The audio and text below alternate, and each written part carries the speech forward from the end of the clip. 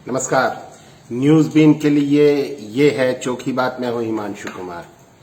आज हमारे साथ हैं प्रसिद्ध लेखिका और सोशल एक्टिविस्ट अरुंधति रॉय। उनसे हम न्यूज बीन के लिए बातचीत कर रहे हैं चोखी बात के लिए। अलग अलग मुद्दों पर हमने उनसे लाइव बात करी है।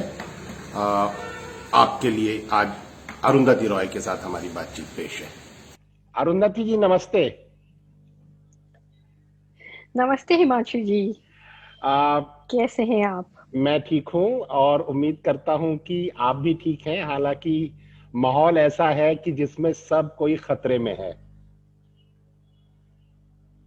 जी, आज भी प्रशांत भूषण को सुप्रीम कोर्ट ने तय किया कि सजा देंगे कंटेम्प्ट ऑफ कोर्ट के लिए। जी और बहुत से प्रोफेसर्स, जर्नलिस्ट, लॉयर सबको या तो अंदर डाल रहे या इंटेरोगेट कर रहे, सबको डरा के रखा है।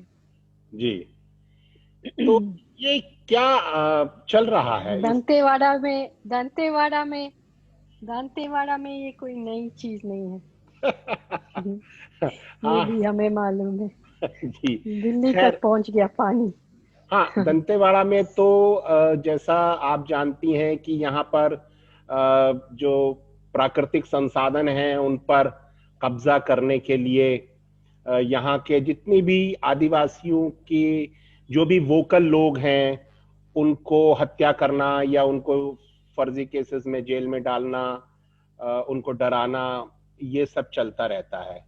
लेकिन आपने ठीक कहा कि अब ये सब कुछ दिल्ली में सुप्रीम कोर्ट के वकील, दिल्ली यूनिवर्सिटी के प्रोफेसर, जामिया और जेएनयू की स्टूडेंट्स तक पहुंच गया है। तो जी। क्या सोचती हैं आप कि क्या गांधी जी के वक्त में जैसे जेल भरो आंदोलन किया गया था वैसा ही हम सबको करना चाहिए कि चलो भाई सबको जेल में डाल दो और माहौल उड़ाना चाहिए? वैसे हम हम आंदोलन चलाएं या नहीं चलाएं वो तो डाल ही रहे हैं।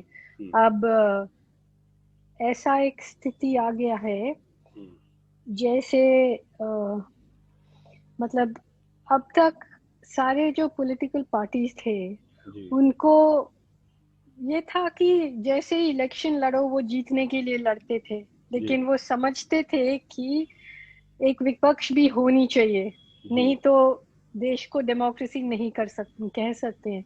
जी अभी ऐसा माहौल आ गया जहां पे वो विपक्ष नहीं चाहते, पार्लियामेंट में भी नहीं चाहते, सड़क में भी नहीं चाहते, मीडिया में भी नहीं चाहते, यूनिवर्सिटी में भी नहीं चाहते हैं, जी क्लासरूम में भी नहीं चाहते हैं।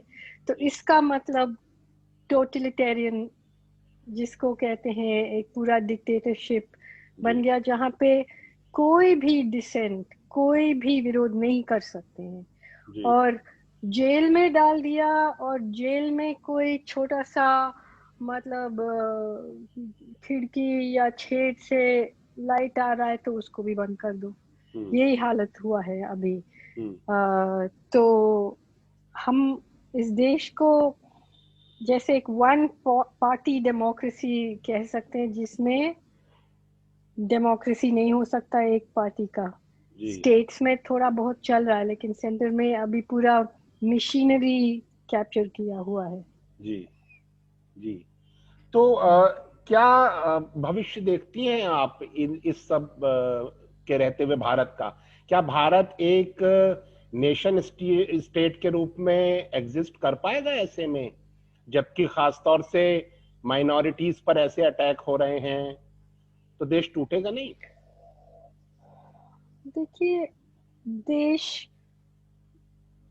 भी क्या चीज है। जैसे कि अभी हमारे अभी इस वक्त क्या हुआ है कि पूरा इंटरनेशनल स्थिति भी बदल रहा है। जी मतलब 1900 1945 से लेके 1990 तक, जी 1990 तक कोल्ड वॉर था। जी 1990 से लेके 2020 तक एक यूनिपोलर कैपिटलिस्ट वर्ल्ड था। जी अब ये सब धस गया। अब एक नया पावर आ रहा है और वो हमें पता है कि चाइना अभी लद्दाख से अंदर आया हुआ है। जो इन्होंने कहा था पिछले साल अगस्त 5 को कि हम कश्मीर का मामला सुधार लिया, वो ना तो सुधारा है। एक पूरा जैसे एक पूरा डिस्टरबेंस, एक अर्थक्वेक जैसे शुरू हुआ है अलग अलग जगह में, उस बॉर्डर एरिया में, चाइना, पाकिस्तान, नेपाल, बांग्लादेश सब। और अब इंडिया जैसे ही हमारा इकोनॉमी है, वो कह रहे हैं कि 2% से 13% तक श्रिंक हो सकता है।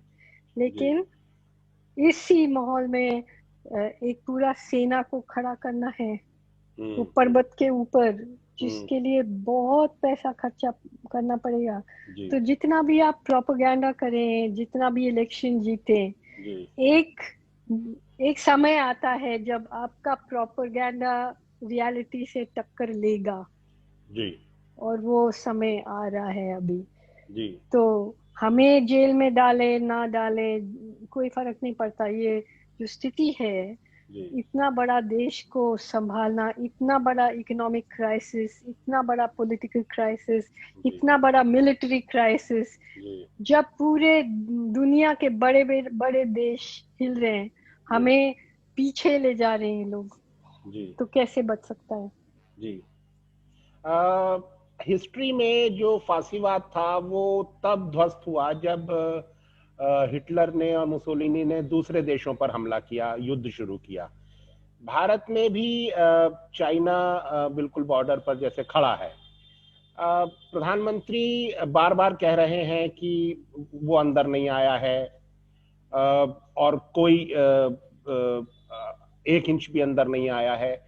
क्या वो उसी बात को टालना चाहते हैं कि कोई युद्ध हो गया तो सत्ता चली जाएगी, सरकार गिर जाएगी और फांसीवाद का वैसे ही अंत होगा जैसे वहां तो खैर रशिया के साथ लड़ाई से हुआ। हम उसको उतना, चीन को उतना महान नहीं कह रहे हैं, लेकिन क्या वैसा कुछ इतिहास हो सकता है कि दूसरे देश के साथ युद्ध के बाद फांसीवाद ध्वस्त हो, इसलिए प्रधानमंत्री बार बार उसको टालना चाह रहे हैं और झूठ बोल रहे हैं उस मामले पर? अभी जैसे मेरी नजर में अगर युद्ध हो या ना हो जी, पूरा वो ईस्टर्न बॉर्डर में एक सेना को बैटल रेडी, मतलब युद्ध के लिए तैयार करके रखना पड़ेगा जी। अभी अखबार में हम पढ़ रहे कि मतलब हथियार को छोड़ो, प्लेन छोड़ो, मतलब वो सब छोड़ो, उनके पास गर्म कपड़े तक नहीं है। हाँ जी। और ये जो इकोनॉमी है हमारा, मतलब जैसे हिटलर जब आया था, जर्मनी का इकोनॉमी बहुत खराब था, लेकिन उस खराब इकोनॉमी को उसने उठाया और फिर दोबारा डुबाया। लेकिन ये तो डुबाया और भी डुबाया और ज्यादा भी डुबा रहे, है ना। तो बस इकोनॉमिक टर्म्स में देखिए तो ये हम लोग कैसे बच सकते, सब कुछ बेच रहे हैं। मतलब हम लोग जब दंतेवाड़ा में काम करे आए थे, आपसे मिले थे जंगल में, तब हम कह रहे कि जंगल बेच रहे हैं, नदी बेच रहे हैं। अब तो सब कुछ एजुकेशन बेच रहे हैं, हेल्थ केयर बेच रहे हैं, रेलवेज बेच रहे हैं, स्टील प्लांट्स बेच रहे हैं, सब कुछ बेच रहे हैं। फिर भी पैसे को, मतलब ये इकोनॉमी को रिवाइव करने का कोई तरीका नहीं है, क्योंकि वो जानबूझ के उसको, मतलब बिना सोच के डीमोनेटाइजेशन में, जैसे चलती गाड़ी में के इंजन में उन्होंने फायरिंग की ना, तो रुक गया, बैठ गया, अब टायर भी निकल गया। जी जी जी। आपने अभी कश्मीर का थोड़ा सा जिक्र किया था, तो 370 जब हटाया था तो इन्होंने कहा कि इसके बाद वहां इम्प्रूवमेंट हो जाएगा, सुधर जाएगा, और देश के बहुत सारे लोगों ने इस पर यकीन भी किया और आज भी करते हैं। आपको लगता है कि जो कश्मीर पर इन्होंने कदम उठाया था उससे कोई सुधार हुआ या आगे कुछ हालत बदल सकती है जो इन्होंने जिस कश्मीर में? कश्मीर में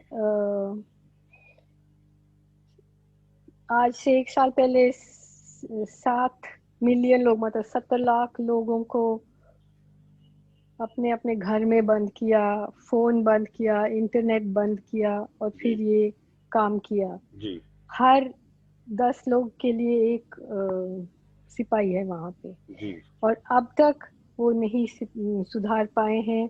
जी इंटरनेट भी वापस लगाने के लिए डर रहे हैं।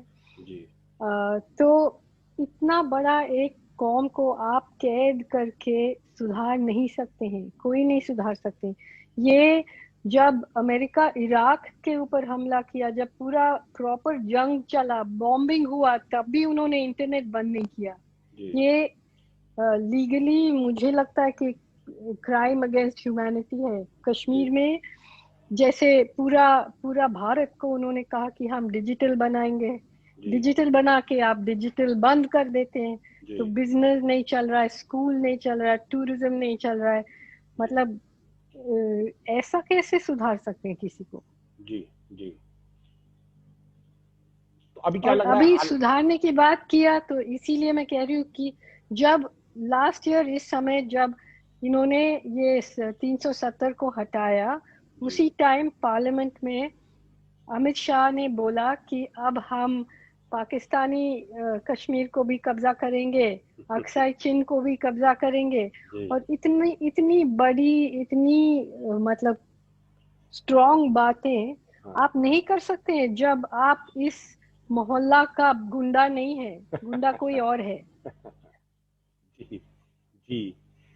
तो ये जो अब हालात हैं जहां पूरी तरह से डेमोक्रेसी को खत्म किया जा रहा है, मतलब उस पर खत्म हो ही गई है करीब करीब, और अर्थव्यवस्था का ये हाल है, विदेशी ताकतें इस तरह से, जो विदेशी देश हैं वो चारों तरफ घेर, भारत के लोगों के लिए आप को क्या रास्ता लगता है? इन्हें क्या करना चाहिए, हम लोगों को क्या करना चाहिए, चाहे वो इंटेलेक्चुअल्स हों, एक्टिविस्ट हों और आम लोग हों? रास्ता क्या है?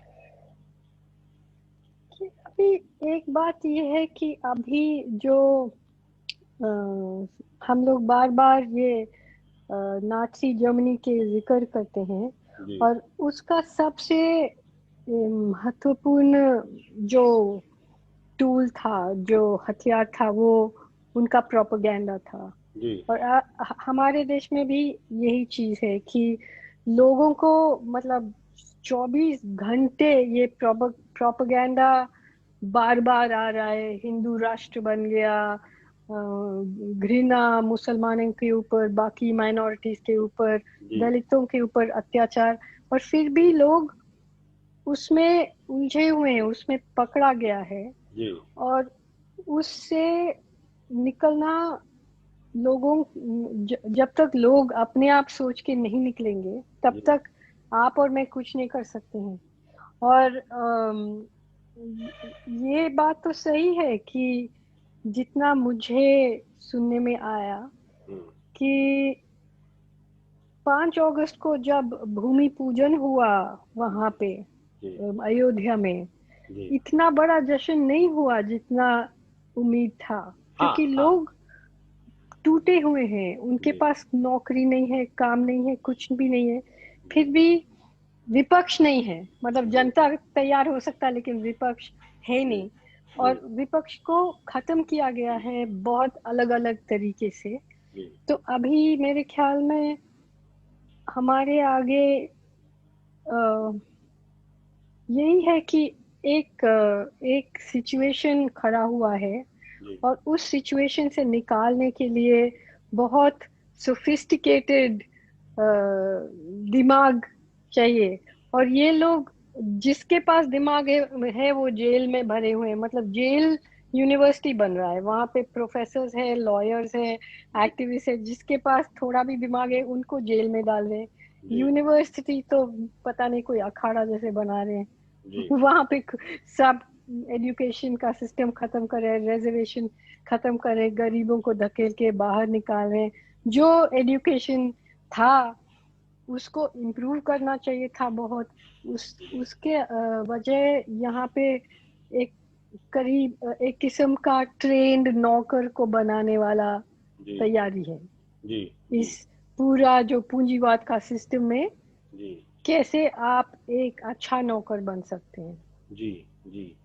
अ, लेकिन आपको नहीं लगता कि अगर जो ट्रेडिशनल पार्टीज हैं वो विपक्ष की भूमिका नहीं निभा पा रही हैं, तो जो स्टूडेंट्स हैं, जो अलग अलग फील्ड में काम करने वाले सोशल एक्टिविस्ट हैं, चाहे वो मजदूरों के लिए काम करने वाले लोग हैं, किसानों के लिए काम करने वाले लोग हैं, दलित एक्टिविस्ट हैं, आदिवासी एक्टिविस्ट, इन सबको साथ में आकर एक मिला जुला एफर्ट करना चाहिए इस हालत से निकलने के लिए। कहने में आसान है ना हिमांशु जी, जी ऑफ कोर्स मिलजुल के आना चाहिए, लेकिन ये लोग इनको इनको जैसे मैं बताऊंगी तो हमारे देश में जो बहुत सारे एक्टिविस्ट हैं, इंटेलेक्चुअल्स हैं, एक तरह का बहुत बड़ा बेईमानी उनमें ये है कि जाति व्यवस्था नहीं समझ पाए हैं, उसको खत्म करने के लिए कोशिश नहीं किया और उसको ज्यादा स्ट्रांग बनाया है। और जब ऐसा एक व्यवस्था है तो कोई साथ में नहीं आ सकता, क्योंकि वो बिल्कुल इसीलिए बनाया है कि लोग साथ साथ नहीं लड़ सकते। तो सब अलग अलग अलग है, और वो जाति का समझ सबसे ज्यादा आरएसएस के पास है, उसमें काम यही लोग कर रहे हैं।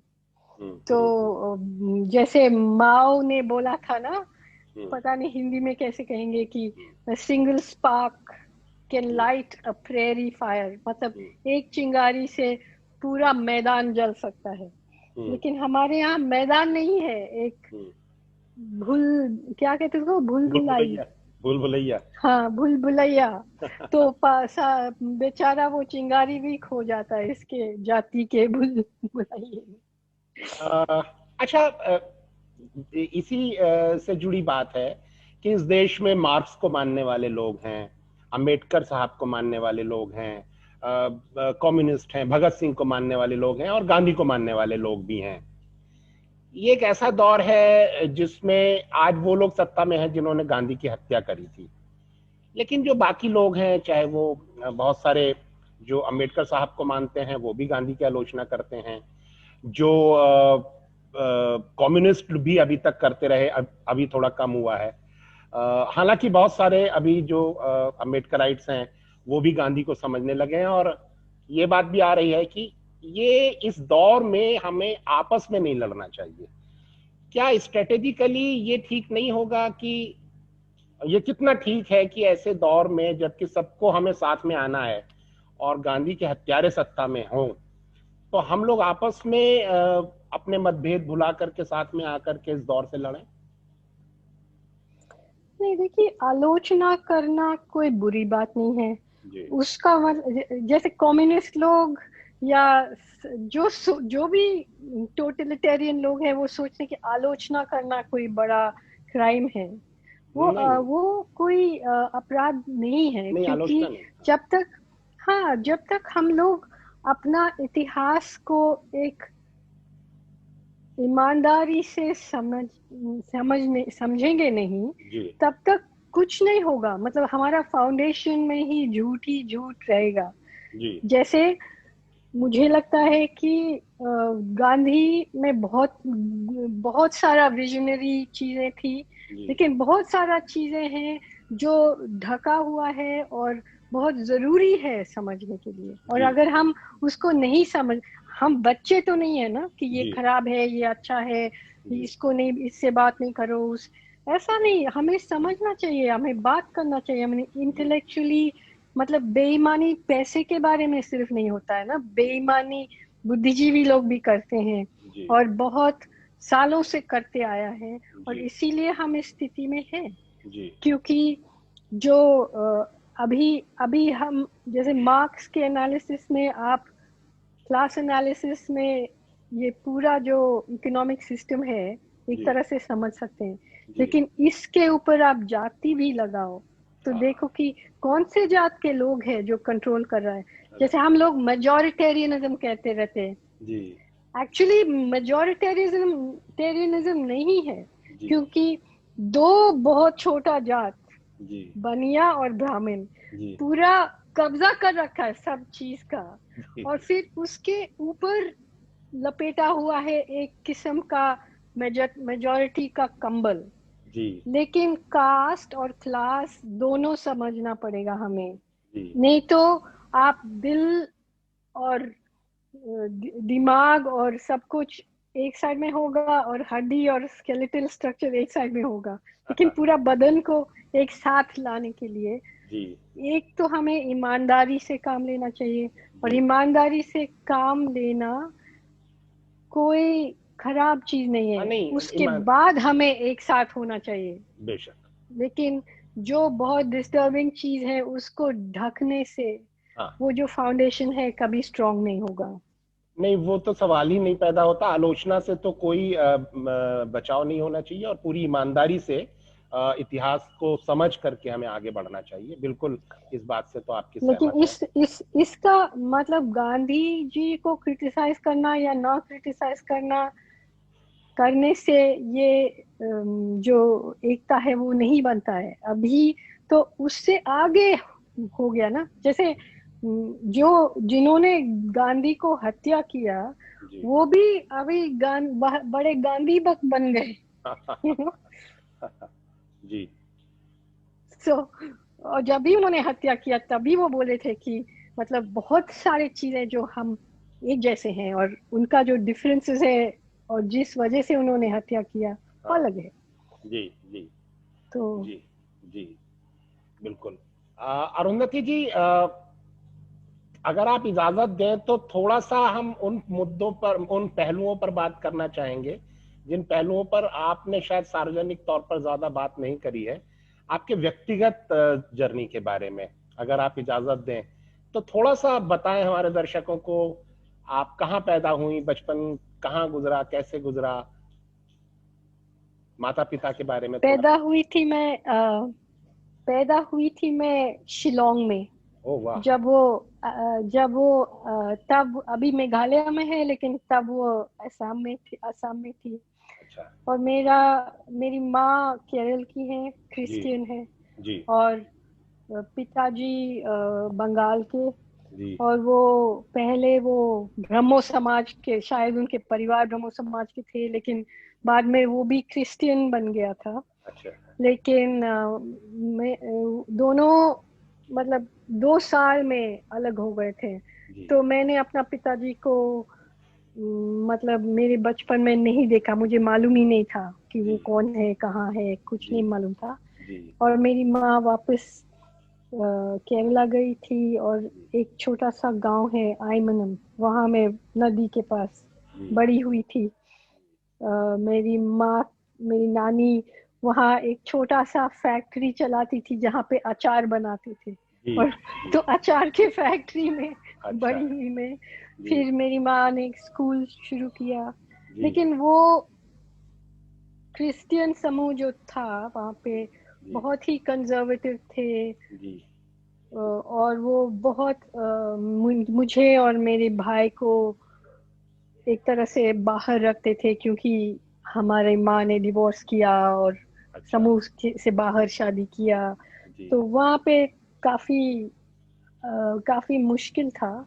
जी और जब बहुत मतलब मुंह पे बोल देते लोग कि जी तुम्हें कोई शादी नहीं करेगा वगैरह, जी जी तो मैंने कहा मुझे नहीं करना है तुम लोगों से शादी। जी तो 16 साल में, नहीं 17 साल में मैंने घर छोड़ दिया। जी और मैं दिल्ली में आर्किटेक्चर पढ़ रही थी जी और घर जाना ही बंद किया। जी और तब से मैं मतलब काम करके कमा के अपना फीस भी भरती थी, ये सब जी हुआ। जी और फिर बहुत साल बाद वापस गई घर। जी लेकिन अब ठीक है। जी लेकिन अ, ऐसा था बड़ा अजीब सा मेरा बचपन। आप बहुत अच्छा। तो आपने अलग अलग तरह से के काम किए। आप आर्किटेक्ट इंजीनियर हैं पढ़ाई से, फिर आपने फिल्म में भी काम किया, उसके बारे में थोड़ा बताइए। हाँ, तब मैं जैसे मैं कॉलेज खत्म करके दिल्ली में रह रही थी। वो निजामुद्दीन दरगाह के पास एक कमरे में, बिल्कुल जीरो, मतलब मेरे पास पैसे नहीं थी। मैं वहां से 1 रुपया किराया में एक साइकिल लेके जिस दफ्तर में काम करती थी वहां साइकिल में जाती थी। और तब ये प्रदीप कृष्ण जो फिल्म मेकर है, उन्होंने मुझे वहां उस ऑफिस में देखा। वो कुछ काम से आए थे तो देखा और पूछा कि वो कुछ छोटा सा फिल्म बना रहा था और बोला कि मेरी फिल्म में मतलब एक्टिंग करूंगी। अच्छा। और मुझे कोई दिलचस्पी नहीं थी एक्टिंग के लिए, लेकिन मैंने सोचा कि कुछ सीखने को मिलेगा, फिल्म कैसे बनते हैं वगैरह। तो मैंने मैसी साहब नाम का फिल्म की और उसके बाद हमारा शादी भी हो गया प्रदीप के साथ। और फिर दो स्क्रिप्ट लिखा मैंने और एक और फिल्म में एक्टिंग की। और उसके बाद मैंने सोचा कि मुझे, वैसे मैं काफी अकेली चलती हूँ, तो मैंने अपना पहला उपन्यास लिखा, गॉड ऑफ स्मॉल थिंग्स। और फिर आप मशहूर हो गई। हाँ। अच्छा, आपने जो स्क्रिप्ट लिखी उस पर फिल्में बनी? हाँ, उसका जो पहला स्क्रिप्ट मैंने लिखा उसको मतलब best screen play national awards में मिला था। वो एक अंग्रेजी में फिल्म था, in which any gives it those answers. Architecture school के बारे में, स्टूडेंट्स के बारे में थे। अच्छा। और फिर आप समाज सेवा की तरफ आ गई, एक्टिविज्म की तरफ। आप नर्मदा बचाओ आंदोलन से जुड़ी, वो कैसे हुआ? एक्चुअली ऐसा नहीं था। मैं जैसे मेरी किताब छप गई थी और वो बड़ा प्राइज मिला था। और उसी समय पहली बार बीजेपी सत्ता में आके वो न्यूक्लियर टेस्ट किया था। और उस समय सारा अखबार में, सारे मैगजीन्स में मेरी जो फोटो छप गई थी। और वो मुझे एक तरह से ये नया इंडिया का एक किस्म का एम्बेसडर बना रहे थे। और जब वो न्यूक्लियर टेस्ट हुई, मुझे बहुत अफसोस था। और मुझे पता था कि अगर मैं नहीं लिखूंगी कुछ तो वो लगेंगे कि मैं इनके सपोर्ट में हूँ। मतलब चुप रहने का कोई जगह नहीं था उस समय मेरे लिए। तो मैंने अपना पहला पॉलिटिकल एसे लिखा, कल्पना के अंत। और उसके बाद जो लोग मुझे इतना वाहवाही कर रहे थे ये प्राइज मिलने के लिए, बोले उनको बहुत गुस्सा आया। और वो मतलब वो समाज से मुझे बाहर कर दिया, धकेल दिया गया। और मैं खुशी से चली गई। और उसके बाद मैं नर्मदा घाटी गई थी, उसके बारे में लिखा। और उसी समय ये पूरा प्राइवेटाइजेशन का दौर शुरू हो रहा था। तो उधर से अब तक मतलब 20 साल के लिए मैंने लिखा इन चीजों के बारे में। फिर आप छत्तीसगढ़ आई, छत्तीसगढ़ पर भी आपने लिखा, हिमांशु जी से मिले। हाँ जी। आपके ऊपर भी कंटेम्प्ट ऑफ कोर्ट हुआ था, बात करना चाहेंगे इस बारे में? हाँ, वो उसी टाइम हुआ, मेरे ख्याल में 2002 में। ये नर्मदा बचाओ आंदोलन का एक बड़ा प्रदर्शन हुआ था सुप्रीम कोर्ट के बाहर। और मैं वहां बस 5 मिनट के लिए थी और चली गई। लेकिन 5 वकील मिलके कुछ अजीब सा कंप्लेन किया कि अरुंधति, प्रशांत भूषण, मेधा पाटकर ने हमें जान से मारने का कोशिश की, ये। और पुलिस ने भी वो केस रिकॉर्ड नहीं किया था, लेकिन कोर्ट ने मुझे बुलाया। और जो जवाब मैंने दिया जो छपा हुआ है, उन्होंने कहा कि ये गलत है और आपको माफी मांगनी चाहिए। मैंने कहा मैं नहीं मांगूंगी, तो फिर जेल गई। बहुत अच्छा, बहुत अच्छा। अरुंधति जी, आपसे बात करके बहुत अच्छा लगा। कोई आखिरी बात जो आप कहना चाहें, जो इस बातचीत में रह गई हो? नहीं, मैं आपसे जब बात करती हूँ ना, तब दंतेवाड़े का इमली का पेड़ याद आती है मुझे। बहुत दिल करता है वापस आने के लिए। जरूर, दंतेवाड़ा के लोग भी आपसे मिलना चाहेंगे और हम उम्मीद हाँ, करते हैं आप जल्द यहाँ पर आएंगी हमसे। सबको मेरा सलाम देना। जी जी, न्यूज़ बीन के लिए बात करने के लिए आपका बहुत बहुत शुक्रिया। नमस्ते। ठीक है, सलाम हिमांशु जी। ओके, नमस्ते।